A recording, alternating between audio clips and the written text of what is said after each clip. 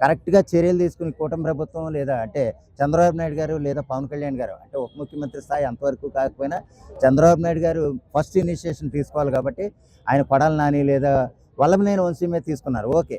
నందిగం సురేష్ వీళ్ళందరూ సైలెంట్ అయ్యారు. వాళ్ళెవరు బోరుగడ్డ అనిల్ సైలెంట్ అయ్యాడు, అరెస్ట్ అయ్యాడు, తన్నేరు బాగానే ఉంది. కానీ కొడాలి నానిని వదిలేయటమే ఆశ్చర్యంగా ఉంది. ఇక్కడైతే కుల రాజకీయాలు నడుస్తున్నాయి అనటంలో సందేహం లేదు.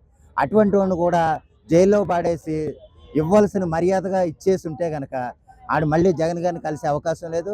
మళ్ళీ తిరిగి నోరు తెరిచి బండబూతు వాగే అవకాశం లేదు. అటువంటి వాడిని అంటే ఒకటండి, సభ్య సమాజంలో ఉన్నప్పుడు ఒకప్పుడు మనం మామూలుగా చూసేవాళ్ళం. మంత్రి అంటే గనక మనకు చేతులు ఎత్తి దండం పెట్టాలనిపించేది.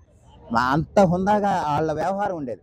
అటువంటి మంత్రి అనేవాడు ఈయన్ని చూస్తే ఈడ ఎదవన్నా ఎదవా అనే కాడికి కొడాలి నాని వాడి ప్రవర్తన వాళ్ళ విధానం అలాగ ఉంది. అంటే వీళ్ళు అసలు మంత్రులా లేకపోతే పోరంబోకు ఎదవలా అన్న విధంగా వాళ్ళ వ్యవహారం తీరు అలా నడిచేది. అలాగే వాళ్ళు బూతులు తిట్టుకునేవారు.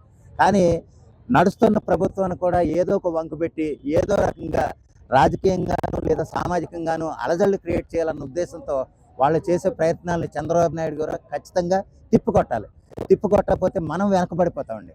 అంటే ఏదో కక్షపూరితంగా చేయాలని అంటలే, వాళ్ళు చేసిన ఎదవ పనులని తిప్పికొట్టగలిగితే చాలు.